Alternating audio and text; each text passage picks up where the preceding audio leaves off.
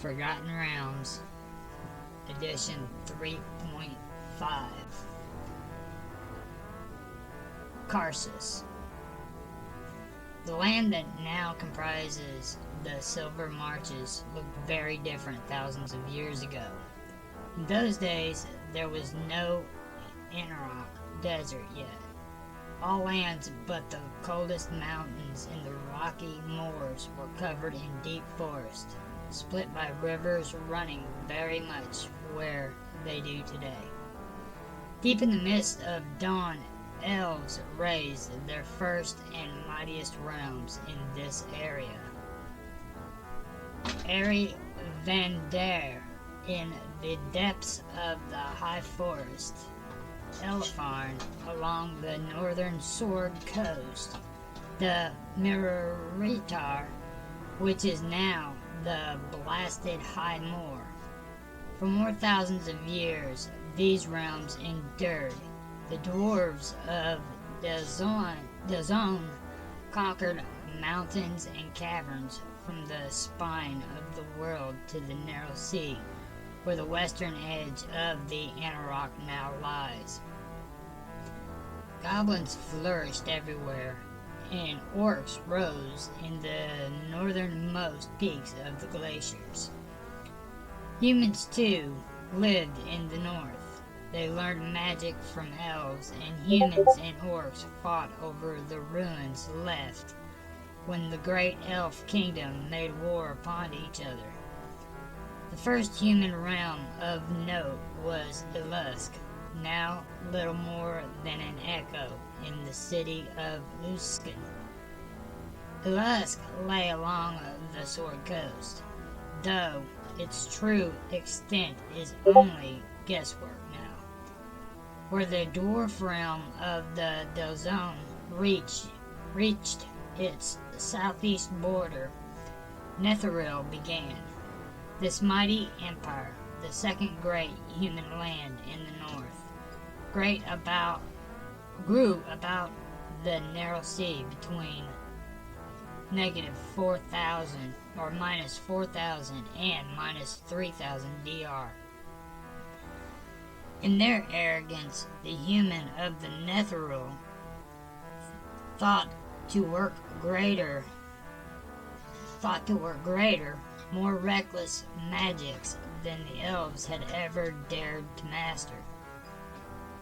The wizards of Netheril harnessed the very power of the weave itself, using its unbelievable might to give life to the wonders and terrors never before seen in Faran. Even as the wizards of Netheril feuded, the Pharaohs, the secret enemy of Netheril, crafted a dire sorcery and poisoned the heart of the man realm with a magical desert. Netheril's catastrophic end came in -339 DR. The year of sundered webs, when the archwizard Karsus attempted a spell that would transform him into a god, but failed, and in his fall destroyed Mistral, the goddess of magic, and any great work sustained by the art. The survivors of Netheril scattered as orcs swept out of the mountains everywhere in the north in numbers never seen before or since. The ancient dwarf realm of Dazone fell in -100 DR. Alone among the realms of the north, the elf realm of Erelon held against the orc tide. Some of the descendants of the Netherine founded or occupied the northern holds that would become Askelhorn, Silvermoon, Everlund, and Sundabar. Others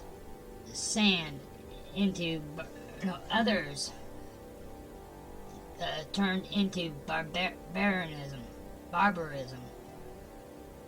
mingled with the Eluskans, and became the Uthgard people. What the elite Shadowverse know. The High Prince, his sons, and certain members of the city's clergy know much more about the destruction of their homeland than is brought out in the official history. Ironically, it was not the Faerûns that struck the final blow against Netheril. It was one of their own. During the city's time in the Plane of Shadow, it was cut off from Faerûn and unable to return. The clerics of Shar were able to cast divination spells successfully. However, their dark deity provided them with information that enabled them to discern the truth about what befell Netheril, or, at least, the truth that Shar would have them know. According to the cleric's findings, one of the most skilled and potent arcanists of the Empire, known to history as Karsus, attempted to end the war with one decisive blow. When the nature of the Faerûn's life-drain spells became known, Karsus began work on a spell of his own that he believed would enable him to save his people.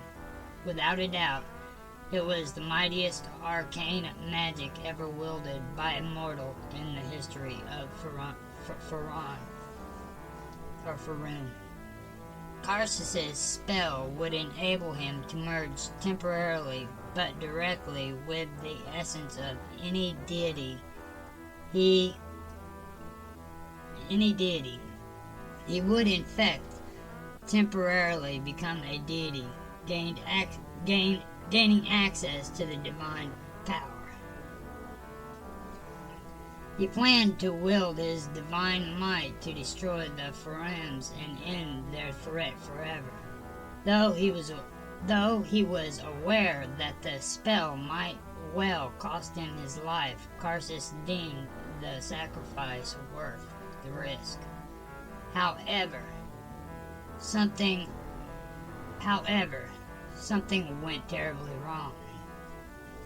Karsus lost control of his spell, and the resulting arcane backlash nearly destroyed the weave, wreaking havoc throughout Faerûn.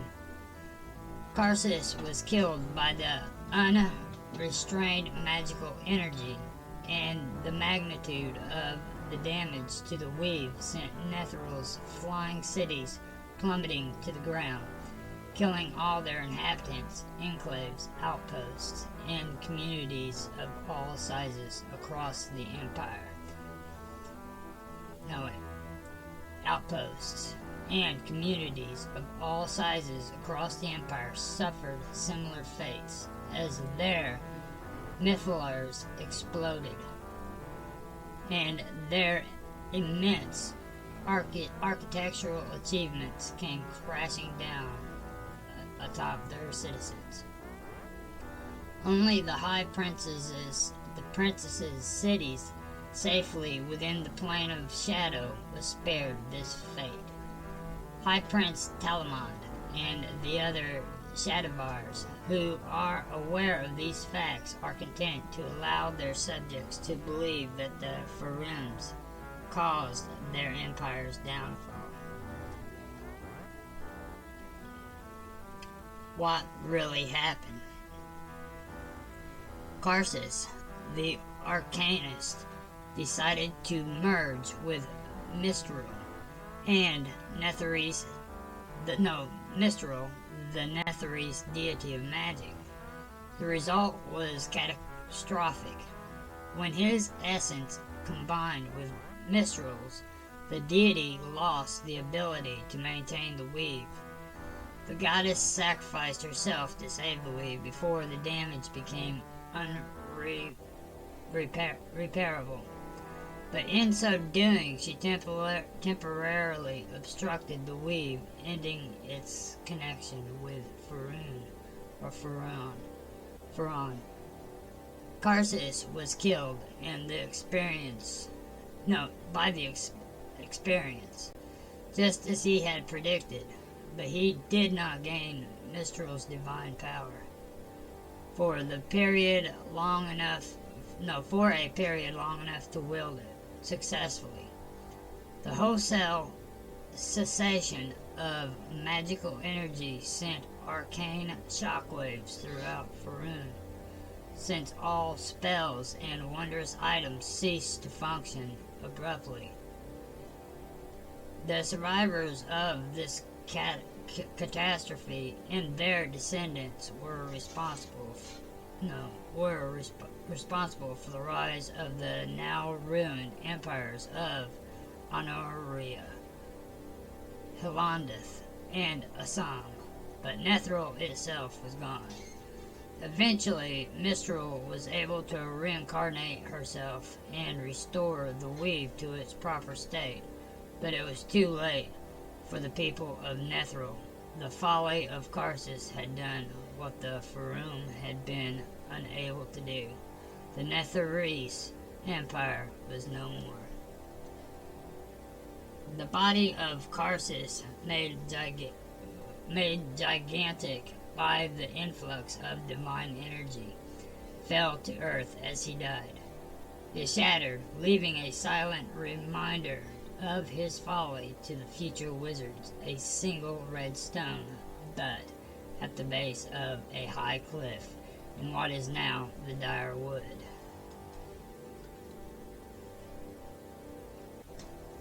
The refugees. A single flying city miraculously escaped the catastrophe unscathed, purely by happenstance. The city's ruling noble, a powerful arcanist, had for some time been experimenting with movement between Faron and the Plane of Shadow. His studies eventually enabled him to move, not only himself freely between the two, but other people and objects as well. In the weeks preceding the cataclysm, the arcanist, known to the city of Shade only by his chosen sobriquet of Lord Shadow, had already contemplated the feasibility of moving an entire flying city into the plane to which he had been traveling for some time. He gave the order for the city to prepare itself for the experiment mere days before Karsus cast his spell. On the very eve of the disaster, Lord Shadow transported his entire city and all its inhabitants to the Plane of Shadow. Once there, he was pleased to see that his predictions were correct. The city and its citizens suffered no immediate ill effects from the journey. However, he was concerned and dismayed by the discovery that, for reasons he did not yet understand, he was unable to move the city back to Faerun. Unraveling this mystery took weeks, and when the city returned to Nethril, its inhabitants could only gape with horror at what it found. For days, the city journeyed across the ruins of Nethril, searching desperately for survivors, to no avail.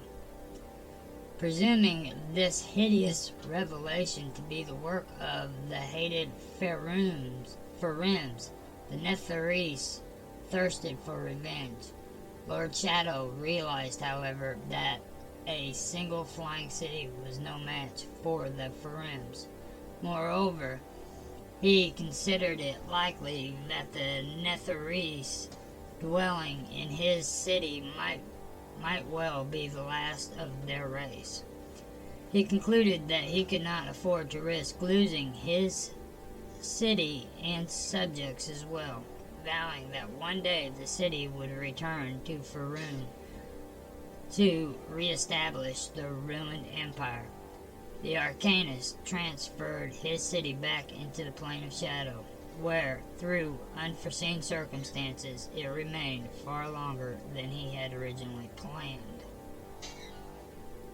Lorlock is said to be the last surviving Netherese Arcanist king who ruled over his flying city for years and abandoned it before Karsus's folly. Now a lich and one of the oldest non-draconic beings of Faerun, Lorlock has amassed an arsenal of spells, magic items, and servants. The Shadow King, as he is known in the Sword Coast, now rules the Warlock's Crypt, which is actually corruption of Lorlock's name, and its inhabitants, liches, many from Netheril, vampires, wights, and lesser undead.